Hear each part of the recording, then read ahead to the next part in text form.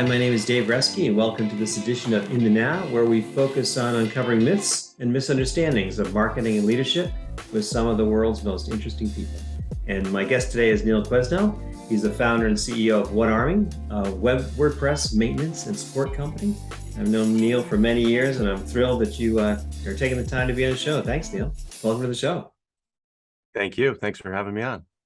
So a little background about Neal. He's a lifelong innovator, and he's a Forbes published author. He co-founded the company, What Army, WordPress and Shopify digital agency and maintenance company, which internally developed this product we're going to talk a little bit about called Watchtower HQ, which helps MSPs and digital agencies save time and money while increasing efficiency by managing their clients' websites on one tool. So first, Neal, I've always loved the extreme focus that What Army has had on the business model around WordPress maintenance and support, and I really want to talk more about that. But just to start, I'd like you to smash a myth about an agency building their own software. How does a services company also get to be a software company, and can that actually work? How does that work? Yeah, well, I think that every agency kind of has their has the ability to do it. It's just kind of falling into the right niche and saying, hey, there's a bunch of other tools out there. None of them are kind of the right tool that solves the problem that we're trying to solve. Why don't we use our internal resources to create that? So that's kind of what we did. And when we create it internally initially, I think that's one thing, and it's a kind of easy cobbled together process just to fill your needs. But when you try to turn it into that customer facing software, that's kind of when it turns a little bit more challenging. Yeah, it sounds like a really hard thing to do, to be honest. And I've attempted to do this myself a few times, so I just want to explore this with you in some detail. But first, tell us what it is and how it helps your business. Like, what is the software all about? Yeah, so when we started What Army, we were kind of a website monitoring maintenance security company. So we were using a bunch of tools like Pingdom, MX Toolbox, Managed WP. We're using all these tools together, and that's just to name a few. Security on top of it. There's probably 10, 15 tools we were using, but you'd have to log in, set up every individual client that you had, and then on a monthly basis, go in, rip down information, make sure you're monitoring everything kind of across this wide net of different tools, right? So we said, well, these are great. And the unbundling of everything, I think in the mid 2010s was kind of the thing, right? So unbundling to make one specific niche product. And we decided, well, we kind of need all these things bundled back together. So that was why we created it, to put each individual tool that we needed all into one place so we could manage all of those client websites kind of within that one login, one-click access direct to their websites, where we can make updates and changes and access their staging environments, all that fun, exciting stuff. So is it more about internal efficiency and kind of making life easier for your team, or was it also about giving you a differentiation in the marketplace so you could do all these things better than any of your competitors? I think probably both, because I think a majority of our competitors are still utilizing kind of that swath of tools, if you will, rather than kind of narrowing down and just utilizing one. So it definitely gives us that ability, but at the same time, I guess they're one and the same, right? Because if we're able to be more efficient, then we're able to execute in a more favorable light for our clients relative to our competitors, and that just kind of gives us a reason to utilize What Army.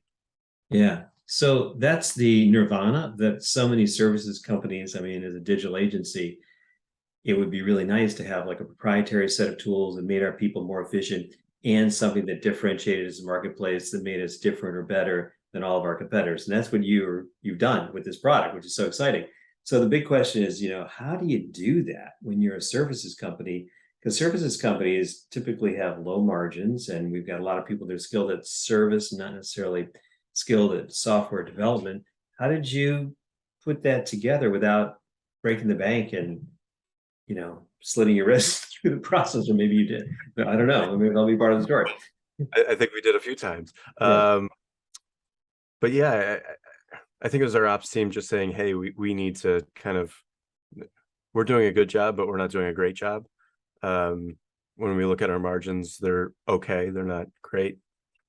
So it was kind of like, hey, let's slow roll this thing and let's first add in something where we can check domain registry. So we have all of that kind of in one spot, excuse me, domain expiration. And then, hey, since we're here, let's throw in some SSL expiration. And oh, well, we also monitor Google Analytics for our clients. So can we build that into the same thing? So it was just kind of this slow roll, probably internally at least, over, I don't know, 3-4 years, where it was, let's just add these small little things over time. And it wasn't this big internal project that we set goals and we had sprints and we did all of the things that you would normally expect. It was just kind of a, hey, this would help type thing. And somebody would say that on our ops team, and we would just go and kind of add it in and build it. The tough part is turning that you're just kind of, again, cobbling together, kind of ripping it all apart and putting it back together as something that is customer facing. So that was the hard part. And we kind of made that decision potentially at a really bad time, about winter of 2019, that Q1 2020, we were going to really make the push into turning this into a customer facing thing and spend more time and resources right as COVID hit. COVID, yeah, right. That was tough. Yeah, so we ended up pushing that out probably until 2021 to actually start to do it a lot more. And we did, and we kind of redesigned the whole thing, and we had the internal conversations, right? Because ops wants it one way, and they're kind of the IT focused, more, I don't really care what it looks like, I just need the information. And then now we have to have some design elements of it to try to make it a little bit more user friendly. And so we were going kind of, that's where it got a little bit difficult, where, hey, it used to work this way and it was pretty good, but now as we have new users get in there who aren't accustomed to the original workflows, that's where it really, I guess we ran into kind of the biggest speed bumps. Yeah. So you build this capability in software that gives you efficiency and differentiates your services and lets you sell more and retain your clients better because you got this new capability. Is it tempting then to take that all the way, or maybe you already have, and turn that into a software product where other people can use it and you can just charge for a software license independent of your services? Or how do you kind of think about that? Do you stay as a services company? Do you want to be a software company? Or is it one thing? I don't know. How do you think about that? Yeah, so it's interesting. We have had that internal discussion as well. Like, hey, this is a really good product, and we can see the use for other people, but it's just like, I don't know. But we actually went ahead and started to sell it to the market actually earlier this month, coincidentally. And yeah, I mean, we've had a few agencies sign up over the last few weeks. We haven't really pushed it too hard or done any big product hunt or anything like that, rollouts. So it's just kind of been either beta testers and historically, friends, family, fools that we've worked with in the past, other agencies that we've worked with. And yeah, I mean, I think the feedback so far has been pretty positive. Obviously, it's still a work in progress, so we're still building out new functionality, new capabilities. We have a product roadmap and all that fun, exciting stuff that now, as you morph from that internal tool to selling to market, kind of have to show that you have a team behind this to make it work. And I think that's another part of it, is just how do you you have developers, and some of your developers are working on your client side, some are working internally, and then you have this thing on the side that, how do you manage your development resources to build that out? So that part itself was, uh, especially taking your senior developer, who's kind of the glue around all of it, taking her off some of projects that you would normally have her on, and moving her over there to build. You have to kind of justify that to the team, and where this is all going, and how it's beneficial to What Army in the long run as a maintenance company.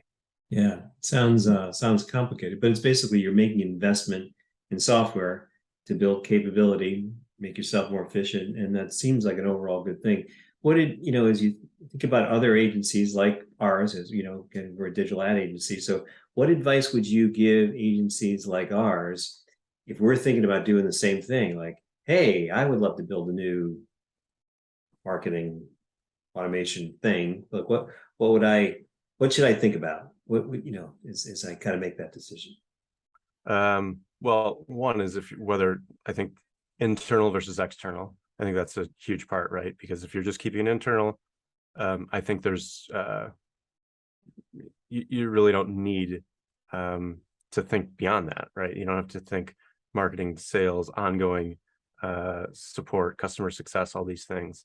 So I think internal versus external, and then beyond that is it just going to be something that you're looking to kind of slow roll over time, or do you want to put some actual dollars behind this, or you're going out to raise money to try to turn this into a larger business?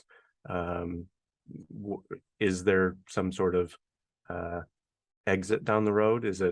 Or is it just something that you're kind of growing as a little slow rolled hobby that is fun to have, and kind of gets everybody's attention off of the day-to-day work that you're normally doing, and is like that fun, exciting side project? Yeah, that's cool. So a lot of strategic thinking has to really go into that to figure out where it's going. But it sounds Yeah. like you did some incremental investment and then figured that out along the way and made some good decisions, and now you've got a good tool and competitive advantage, efficiency, and potential future upside. Sounds like a really good thing. So that's nice.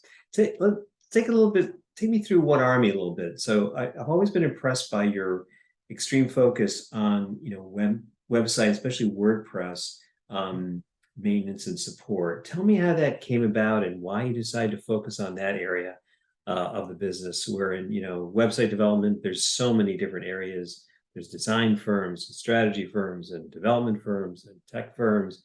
How did you pick this niche, and why do you like it? Yeah, I mean, I think when we first started, we called ourselves the marketing help desk at the internet, and effectively that meant we had no idea who we were, what we wanted to do. But over time, uh, so I think, stepping back a little bit, our network, we had more of a network within the development community. So that helped us say, hey, we have kind of the ability to service these clients at a development level. We have pretty good design resources and capabilities. And then we kind of said, okay, where do we want to kind of end up? And as we started to look at the requests that we were getting as we were the marketing help desk, a lot of these were from WordPress sites. So, and this was back in 2010, 2011 or so. So we said, well, what if we just focus here? Because when we get requests for Drupal, when we get requests for Magento, we're not doing good, right? We're trying, but it's just not, our developers don't have that expertise. It's not really in our team's wheelhouse. So it was just kind of a, hold on one second. Sorry, I have my daughter with me. No worries. So it was just kind of we have the best ability to have success within the WordPress ecosystem. And then beyond that, we started to get kind of 2015, 16 more requests for kind of the WooCommerce, e-commerce side of things. And we felt like we wanted to be more best in class. And we didn't think at the time that, and we still don't, that WooCommerce was that solution that was best in class for customers who are looking to kind of be able to do a lot on their own, where we could just build a website and they could manage it on an ongoing basis themselves if they wanted to, and come to us when they needed help. So that's why we kind of started to focus on Shopify. That's great.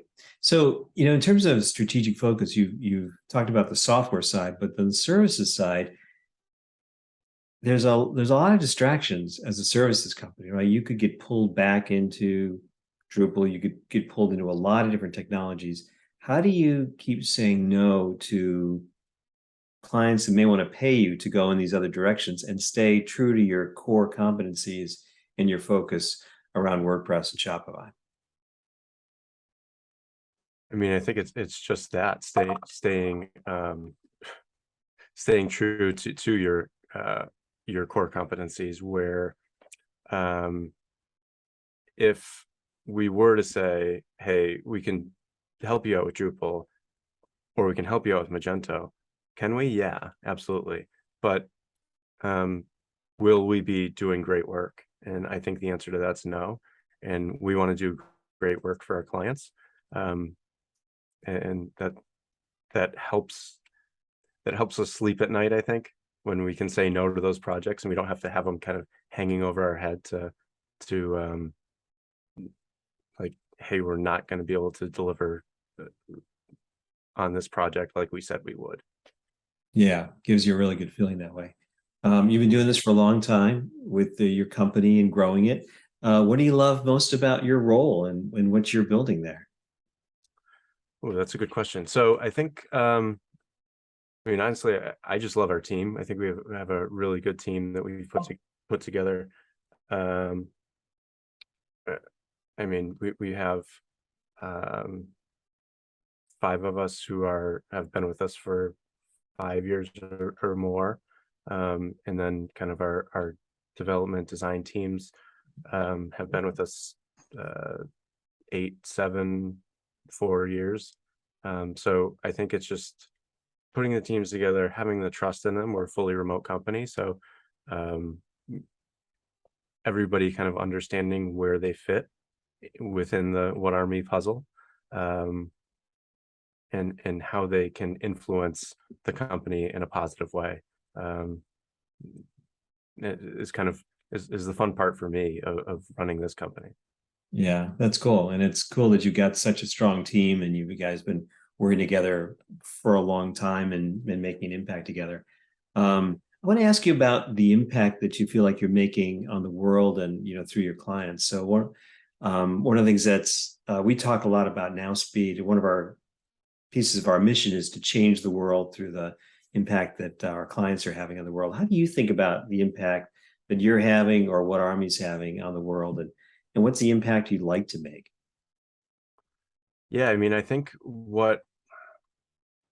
when we feel successful, and unfortunately we don't have this big plan and big beautiful vision statement that a lot of companies do and a lot of agencies do of how they're going to impact and net carbon zero, and we don't have that, if I'm being totally transparent. But when we do look at our clients and we look at the ones that we deem successful, typically they're startups that have they slowly start to gain momentum, and we feel like we're at least a small part in that momentum shift of getting just the ball rolling, and being able to help them grow from whatever it is, a startup team of 2 to 5, all the way to hiring their own marketing department, and then hiring their own development and design teams internally, and then saying goodbye to us because they were able to do that. But we were able to help them grow and grow their online presence and develop their websites and help out their lead generation and do all that fun, exciting stuff that um, uh, really puts these companies in a position to take the next step to going out on their own. Yeah. What probably isn't a standard answer, but that's kind of how we look at our impact within a lot of the work we do. Yeah, I think that makes a lot of sense. I mean, sometimes not putting together that mission statement or that slogan thing that, everybody's supposed to memorize and repeat, you're living it through your culture. Your culture has embodied that through the people that you've got. And that's probably more powerful, as everybody knows where they're going, they're working together. Feels like you kind of created that culture that's focused, that's helping those kind of companies grow and grow to the next level. Do you think you'll ever try to put it into a mission statement kind of in the corporate sense, or do you like making it more organic that way? We've done it before. We have it. It's not something that, to your point, it's not like the EOS or whatever where we're going through and on our daily calls repeating it and having everybody like get it tattooed on their forearms. Um, it's just not. It's not our culture. Um, I think we have a good buy-in from everybody on the team, and everybody understands the direction we're trying to go, and we try to be super transparent. We have a financial statements that people can look at and all that fun stuff, but um, it's not the we don't have this big mission to take over the world. Yeah. So as you think about going forward in the business, what gets you most excited about the future? How do you kind of think about like where you're going? Is it growth? Is it better relationships with clients, building the team, something totally different? What gets you excited about, the next year or two? Yeah, I mean, I think there's a lot of really exciting things going on in the world. Um, and trying to, I guess, filter those down and say, hey, like what actually is gonna stick here? Um, and look at how we can evaluate the different technologies and the different offerings, and as things evolve, like just we're in the middle of upgrading a lot of clients to Google GA4, right?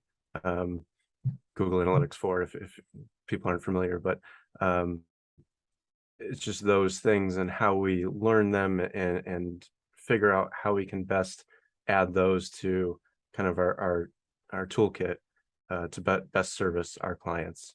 But at the same time, we're internally looking to grow and try to figure out what are some other areas of expansion that our clients value, that we can start to provide, because I think there's a lot of things that we do for our clients on a day-to-day, month-to-month, week-to-week basis that we just don't actively market, if you will. So trying to say, hey, we do this a lot. And like you said, we productize a lot of things. So let's build a product around it, service product, and go talk to our clients about this, because this is something we believe in that can help them take a step to the next level. Yeah. And so there's that tension between adding new products and new services and staying focused on your core capabilities, right? That's something that you're obviously going to have to wrestle with, as you go forward, right? Yeah, we've had a lot of those discussions historically of, do we add SEO? Do we add email marketing? And a lot of the time the answer comes back, no, it just isn't a great fit with maybe the team we have today. But if we do add team members, or if we start to try to look into different markets, maybe it makes sense to think through maybe adding some lead generation or focusing more on analytics. I don't know, just Yeah. things to consider.